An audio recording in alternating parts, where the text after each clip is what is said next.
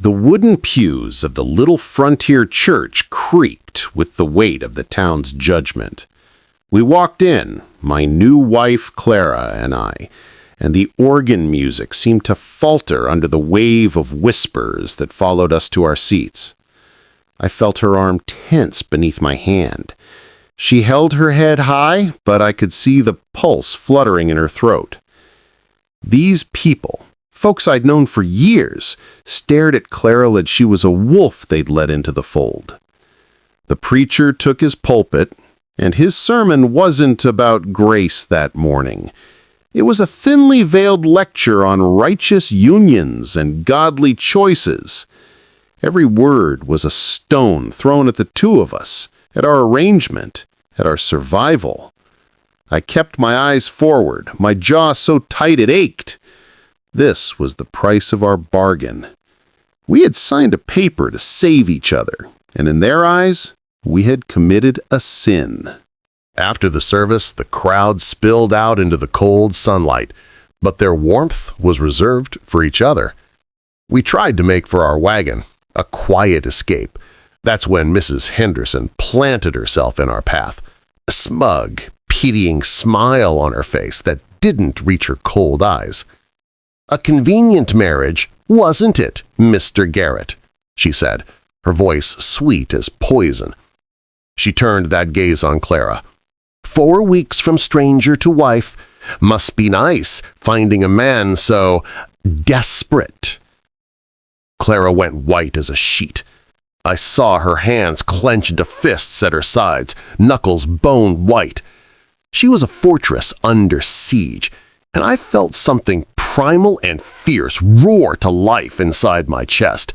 The quiet grief I'd carried for 3 years was suddenly gone, replaced by a burning, protective fire. Before Clara could even draw a breath to respond, I stepped forward. I placed my body between her and Mrs. Henderson. The chatter around us died instantly. "My wife," I said, my voice low but carrying across the entire churchyard. "My choice." Mrs. Henderson's smile vanished. "Now, John, we all know what kind of woman—" "You know nothing," I cut her off, my voice dropping to a dangerous whisper. "And you will say nothing, not another word, or you'll find your credit at my forge closed permanently. Your husband's plow needs welding, doesn't it? Be a real shame if it stayed broken come spring planting." Her mouth opened, then closed with a click. The power in the yard had shifted. I turned my back on her, a final dismissal, and offered my arm to Clara. "We're done here." We rode home in a silence that was louder than the church bells. The tension crackled in the cold air between us. I could feel her trembling beside me on the wagon seat, not from fear, but from a rage she'd held inside for God knows how long. After a mile, she finally spoke, her voice tight. "You didn't have to do that." I kept my eyes on the road, the horse's breath pluming in the frosty air. "Yes," I said simply, "I did." "Why?"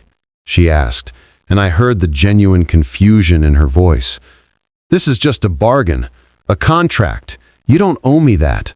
I glanced at her then, at the strong profile outlined against the bleak sky. The words came out before I could stop them. "You're my wife." The statement hung between us, surprising us both. Contract or not, you're my wife, and nobody talks to you like that. Nobody. When I glanced over, her eyes were bright with unshed tears, but her chin was still held high.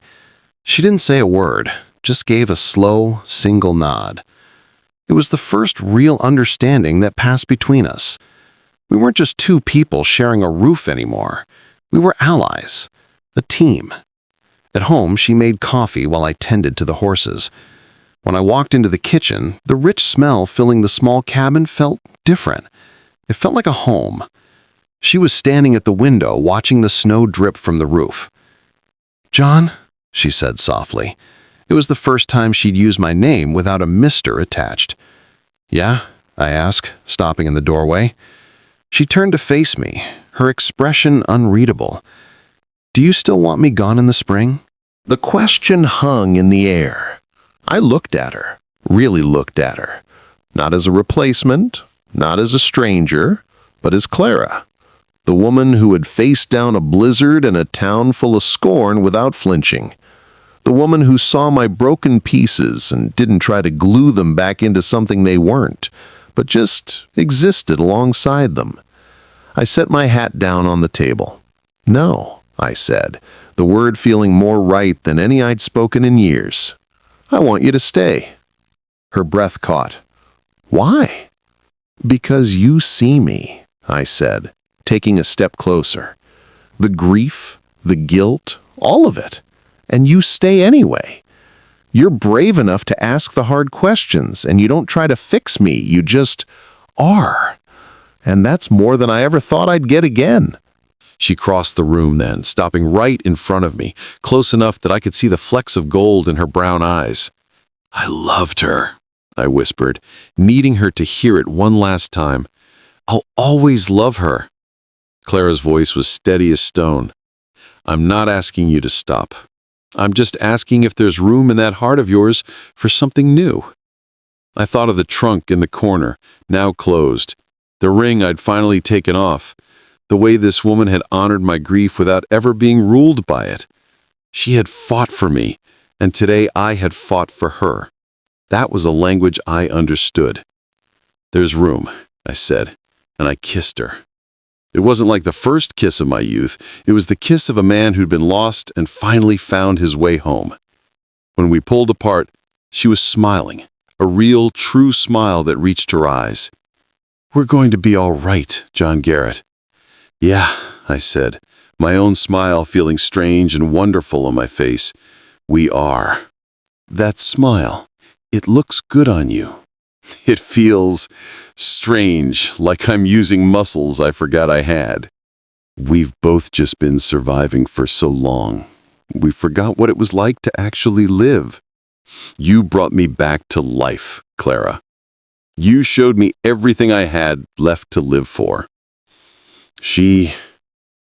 My first wife, she loved flowers, wildflowers especially. With a knowing smile, "I know. I've been leaving them on her grave for weeks now." "You have? Why would you do that?" "Because she's a part of your history, and that makes her a part of mine now, too. We can honor her. Together. I was thinking, come spring, we could plant more trees along the fence line. Maybe some apple trees." "Apple trees? You think this land is good for that?" "We can try. If it doesn't take, we'll plant something else. We have time. We have time now. Yes, we have a future." Gets up quietly and walks to the old trunk in the corner. Watches him silently, curiously. He pulls out a beautifully crafted quilt, one his first wife made. She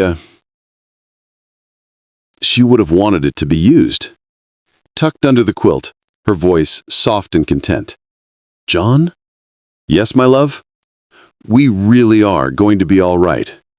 "Yes, my love. We already are."